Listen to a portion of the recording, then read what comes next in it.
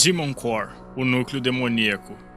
Com o codinome Rufus, tratava-se de uma massa esférica subcrítica de plutônio, pesando 6,17 kg e com 89 mm de diâmetro, manufaturada para ser utilizada como combustível de uma terceira arma atômica, outro modelo Fatman, planejada a ser lançada contra o Japão antes do rendimento do mesmo após os ataques sofridos em Hiroshima e Nagasaki, que ceifaram mais de 200 mil vidas.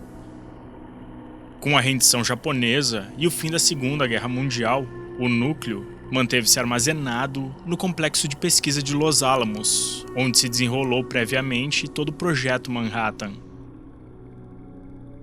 Esse núcleo específico esteve envolvido em 2 acidentes. Eu não vou falar que foi o causador, porque protocolos foram violados e gambiarras inimagináveis foram feitas em ambos os casos.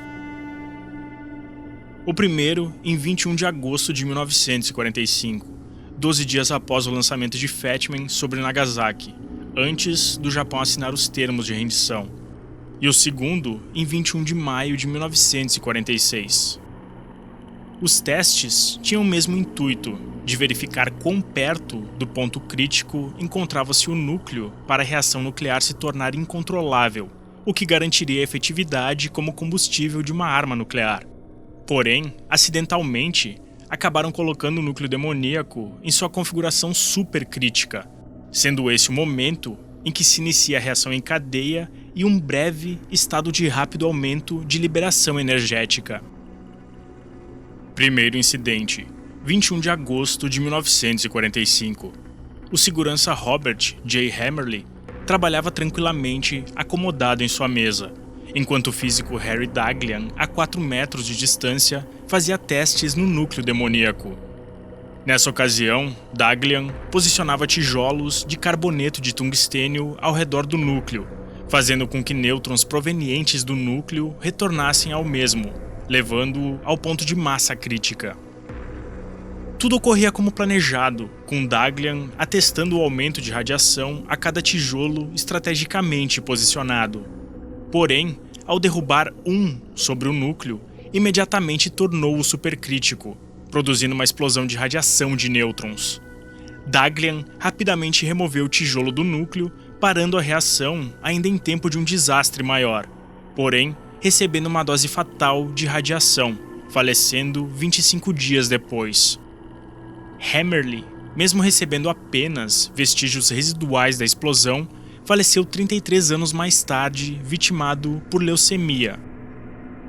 Síndrome aguda de radiação, caracterizada pela quantidade de efeitos provenientes à exposição a grandes quantias de radiação ionizante em um curto período de tempo.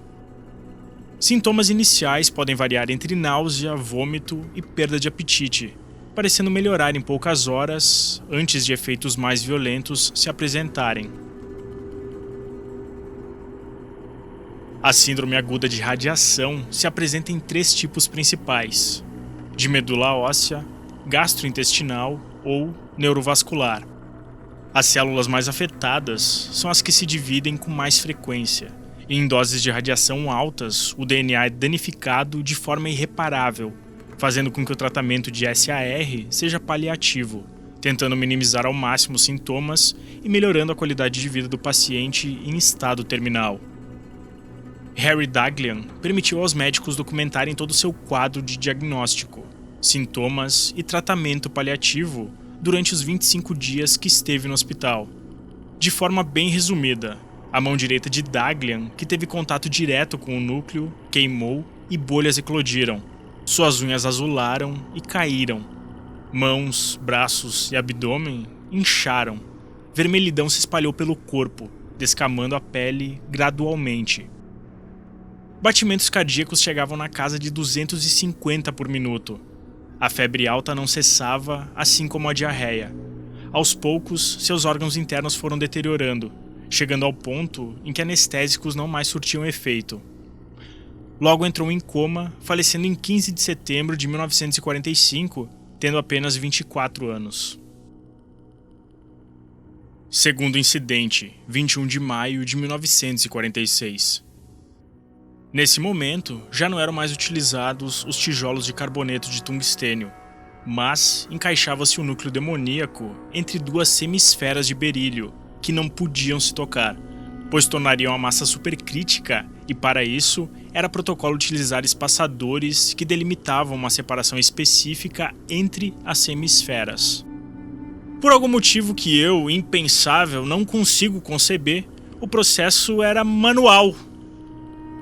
O operador, após o núcleo estar encaixado na semisfera inferior, posicionava o polegar na superior e, utilizando espaçadores, mantinha uma pequena fresta aberta para conseguir calcular a atividade do núcleo.